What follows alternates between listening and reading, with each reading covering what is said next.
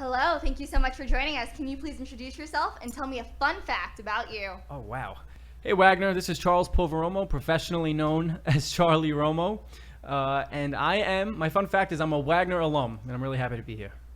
Thanks again for coming. I greatly appreciate it. So you said you're a Wagner alum. What did you major in when you were here?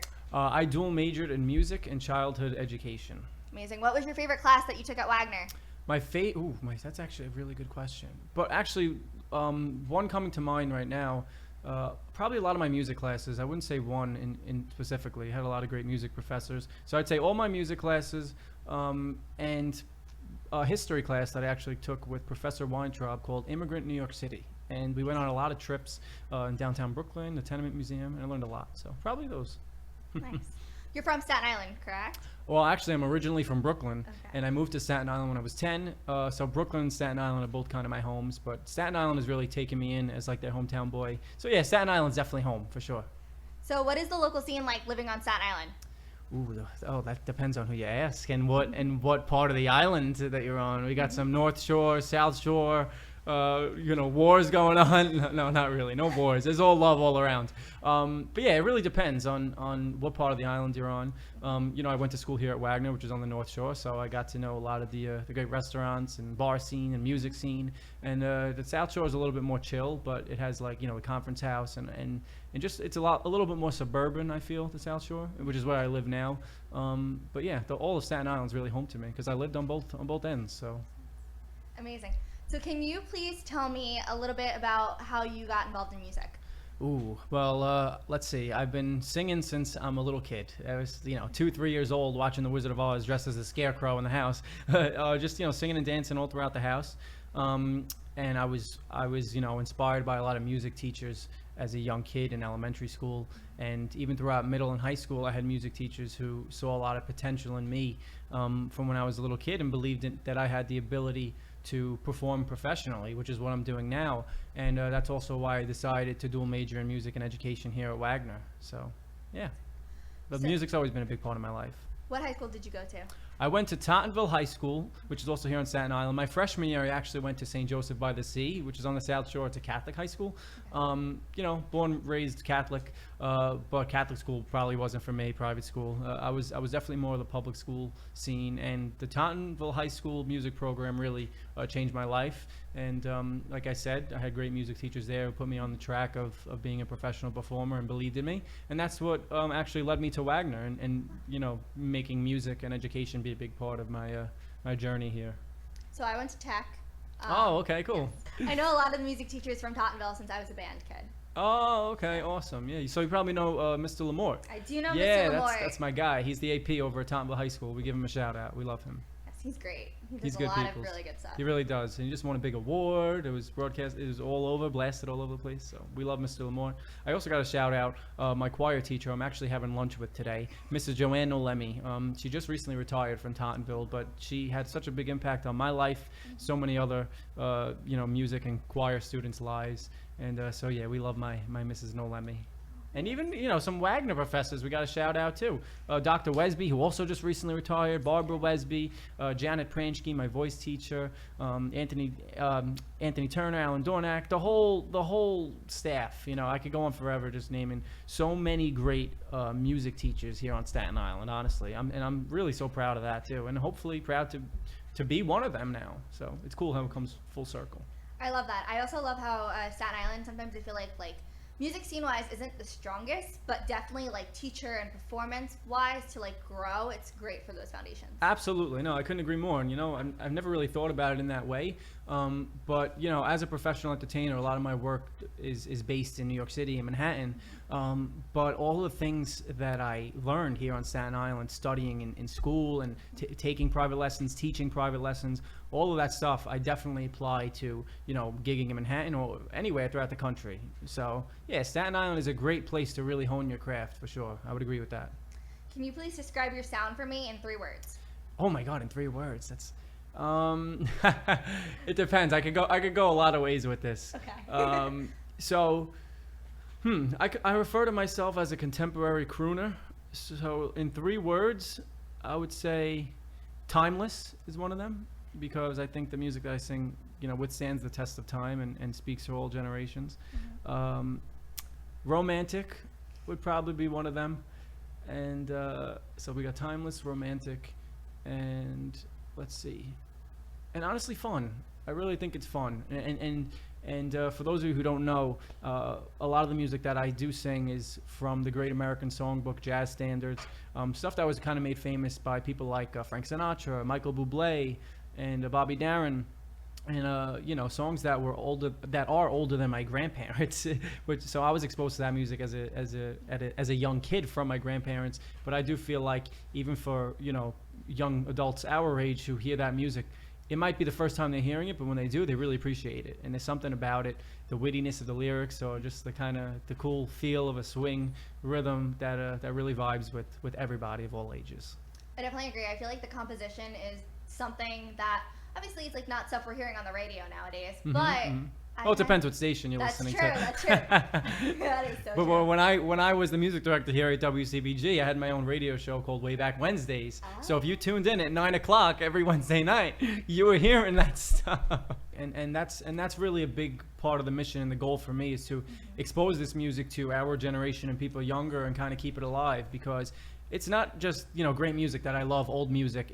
To me it's really part of American history, and but it's timeless. It's not just the history and it's like, oh, this is old and it should be preserved. It's just like, this stuff is really good even today. So I hope that I get to open some people's eyes and that they do appreciate it. That's why I love doing these interviews, because thank you. My goal is to share young artists who are going to be, as I like to say, super corny, the voice of the generation. Oh, I love that. Thank you. Yes. So we have a question we've been asking everybody. The question is, what is your opinion of releasing an artist's unreleased music after they've passed away? Should it be released or should it not? Okay, so you mean like making covers of people who are dead? The songs of people who... Not covers. Like, you know how, let's say someone passed away and they release an album after they passed away? Okay, yes, I know exactly what you mean. Because honestly, I eat that stuff up. And especially because some of the artists, who have passed away, I mean, just guys off the top of my head, thinking of somebody like an Elvis Presley or Bobby Darin, or even some people who died really young, like someone named Richie Valens, who was 17 years old, or Buddy Holly, who these guys passed away so young. Honestly, whether or not they were proud of the work they did, and they, for whatever reason it wasn't released when they were alive, I feel like it would be a shame to have that stuff kind of sitting in, a vault somewhere collecting dust. And I think the reason why the music was made in the first place was for people to hear it. So that's my take on it.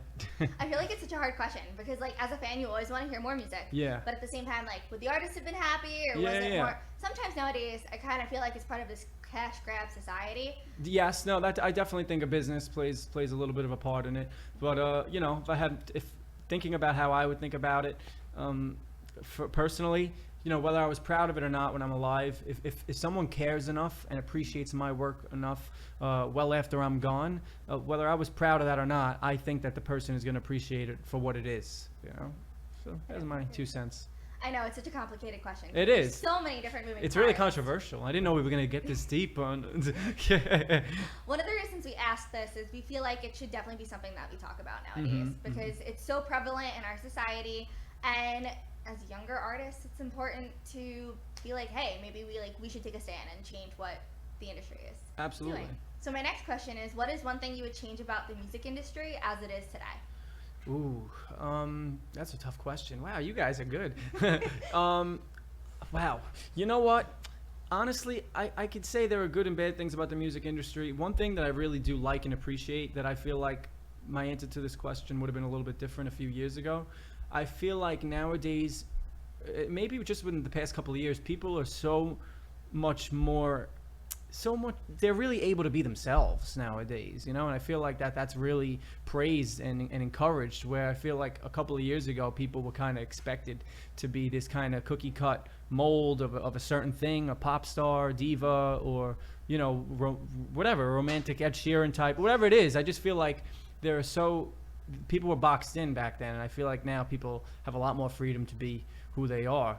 But as far as some things that I could change about the business goes, I definitely think that I wish that maybe there were different types of music rather than just kind of like the top 40 pop stuff that was able to be heard by a wider audience. So that would probably be my one critique of the business today, for sure. Just, having people who get a little bit more of a well-rounded sense of music. Because even as someone who performs, songs from the Great American Songbook and jazz, I have such an appreciation for all types of music. I just went to a Kiss concert last year. I love rock and roll. I love... even the pop stuff on the radio today. There's really not a style of music that I don't like or appreciate, and I'm even classically trained. So I'm well versed, and I appreciate a lot of different things. And I feel like the stuff that people might only hear on the radio limits them. So becoming a little more well versed, for sure. I definitely agree. I kind of feel like the radio. No offense to the radio, pop music is great for everybody out there. It is. It is. I just kind of feel like sometimes it's so stagnant. Yes. Like nothing's changing. It's just this. I don't know. I kind of feel like there should be more. Not just emotion. A little more variety. Yes. Exactly. Some more variety. I feel like, and this was something that the music history buff in me kind of goes back to the mid to late 50s, and you think of when rock and roll was a big thing, and all of these people were kind of using a formula, and the same kind of chord progressions, and it was kind of just the same sound, and you got sucked into that for a little bit, but because that's what was selling. And I feel like it's been quite a few years that's been a little bit of the case on the radio. But like I said, it is changing, I feel, and I hope that it continues, because you do hear some of the stuff on the radio now that sounds a little bit different or a little bit nostalgic. You'll hear a Bruno Mars song with kind of an 80s beat to it or something like that. I love that kind of stuff, stuff that ties in everything from the past and kind of dusts off the cobwebs and modernizes it a little bit. I love that. What is your opinion of streaming services like Spotify? Ooh, well, that kind of relates back to the music business again. The music business has changed drastically over, the last 100 years. If you go back in time, people, the artists really aren't making anything from plays on Spotify, but it is giving a lot more artists an opportunity to get their music heard. I think nowadays artists are really making their money from tours and stuff like that. So as a consumer, I love Spotify. I love the streaming services. As the artist, I recognize that it's a lot tougher to make money in this business now because of streaming services like them. But I do think overall that they're a good thing. And with the advancement in technology, it's unrecognizable, or it was bound to happen sooner or later. And it's not a bad thing. Okay. That was my political but honest answer. I know we asked them tough questions, but it's kind of interesting to see how people our age look at these things, because we're kind of growing up in the age where this is normal. Yeah. I mean, I remember being on a school trip in the 3rd grade with my Walkman playing CDs. So it's crazy. We're going to tell our grandkids one day, I remember when I used to have to walk around with a CD player and all of that stuff. We're going to seem ancient, talking about vinyl records and stuff, which is making a comeback, by the way. So yeah, everything old is new again eventually, I guess. But what is your favorite album in your personal collection? Ooh, man, you guys have some good questions. That's so hard for me, honestly. But the one album that's coming to mind right now, because I am such a fan and I appreciate Bobby Darin's music so much. And Bobby Darin, he died young. He was 37 years old. Italian-American boy here from New York, kind of like me. He started off singing rock and roll, then later went into jazz. My favorite album of his, and also I created a tribute show to Bobby Darin where I sing all his songs. So my favorite album is an album called Darin at the Copa, and he's at the Copacabana nightclub. It's a live album in 1960. And on that album is a dear friend of mine and a drummer who actually playing for Bobby Darin that night. It now plays for me. And his name is Ronnie Zito. So almost 60 years later, Ronnie plays for me, and I got Ronnie to sign that album. It's just really cool and nostalgic how my favorite singer who died in the 70s, one of his musicians and good friends is friends with me and plays for me. So personally, that is my favorite album, especially the one signed by Ronnie. So I love the connectivity of music. Mm-hmm. It's not just, it spans so many generations, and I feel like that's the most important thing about music.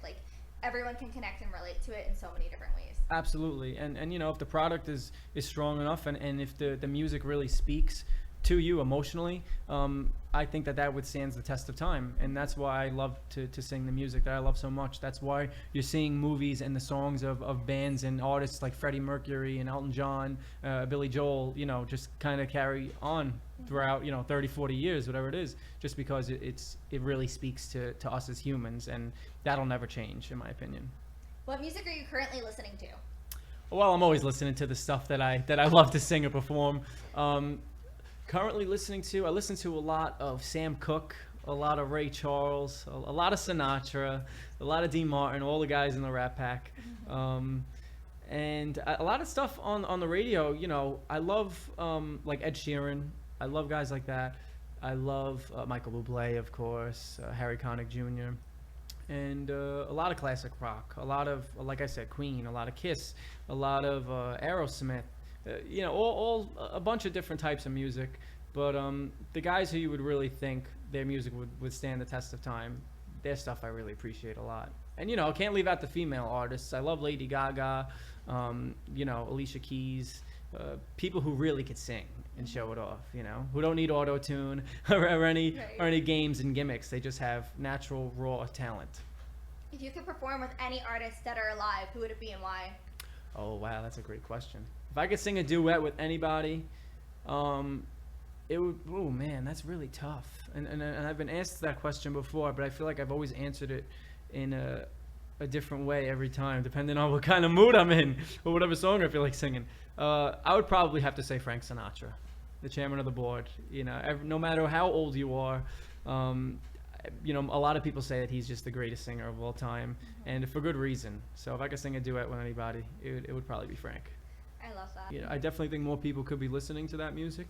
A lot of my audience, consists of older people who grew up listening to that music. But you'd be surprised at how many young people do show up and appreciate that music. So definitely want to get some younger folks into it. What's your favorite venue that you've performed in? Ooh, another good question.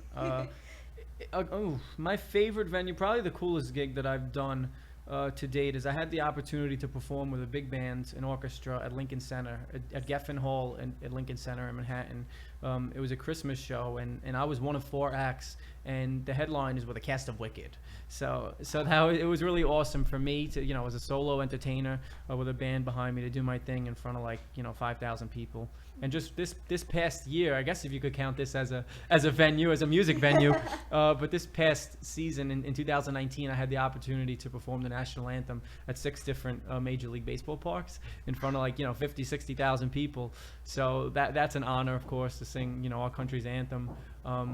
But yeah, I guess if you consider that a venue, a concert venue, I would say Lincoln Center and the ballparks for sure. Maybe Dodger Stadium in LA, if that counts. That's amazing. What's your favorite state that you've been to? Well, there's no place like home here in New York, of course.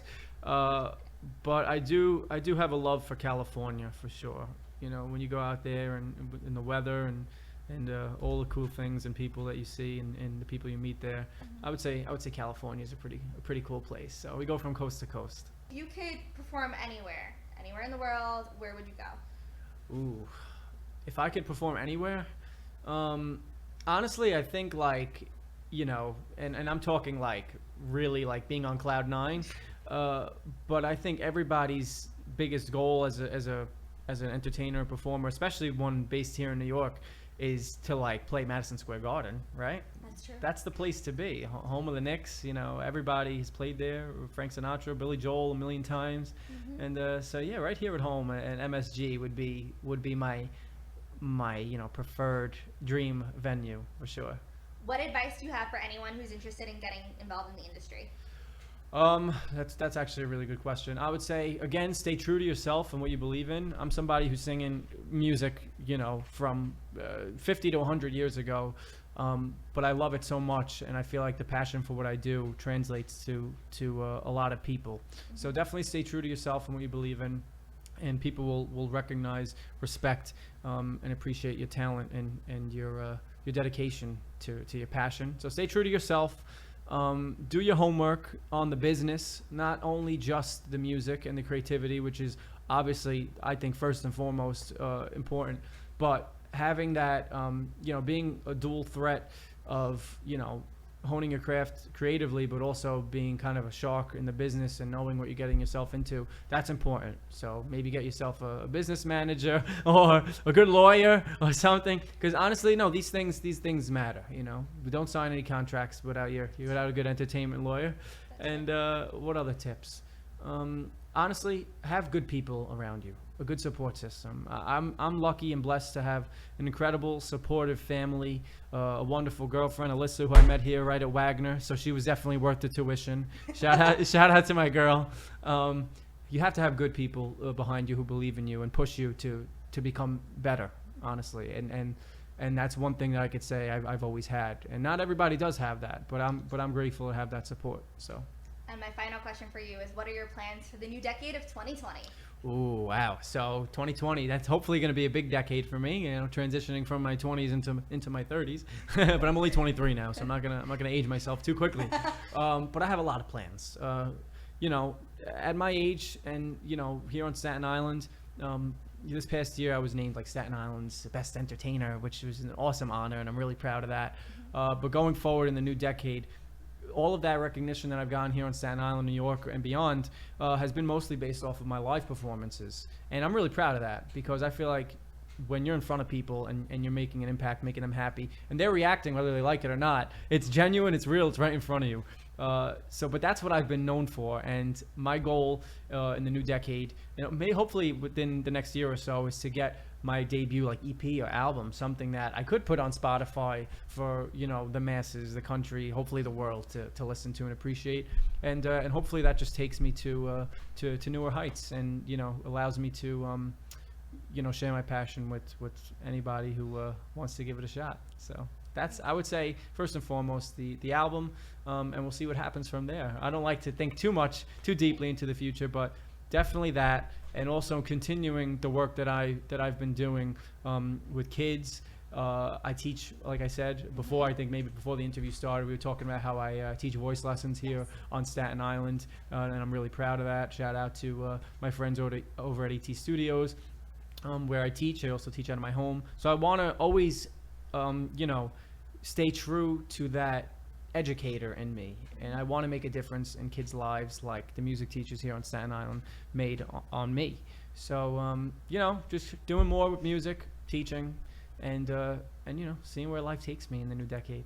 Amazing. I can definitely tell you're super passionate about it, and I can't wait to see when you release your album. Thank you so much for, you know, for doing everything that you're doing. I know you guys listening right now can't see the studio, but this is my first time here in the new WCBG studio in Towers Hall, which is where I was a resident assistant. Yeah, over on C5. And yeah, I'm really grateful that you kept this thing alive, because I was the music director of the station at one point, and I just want to thank you for all the work and the passion and love you've put into keeping this thing alive. I appreciate you coming to speak with me, and I love the fact, again, you're a Wagner alum, a WCBG alum, and you're doing great things. So thank you so much. Really means a lot, and best of luck. Thank you. So thank you guys for tuning in today, and I hope you guys enjoy the rest of your days. Bye, Wagner.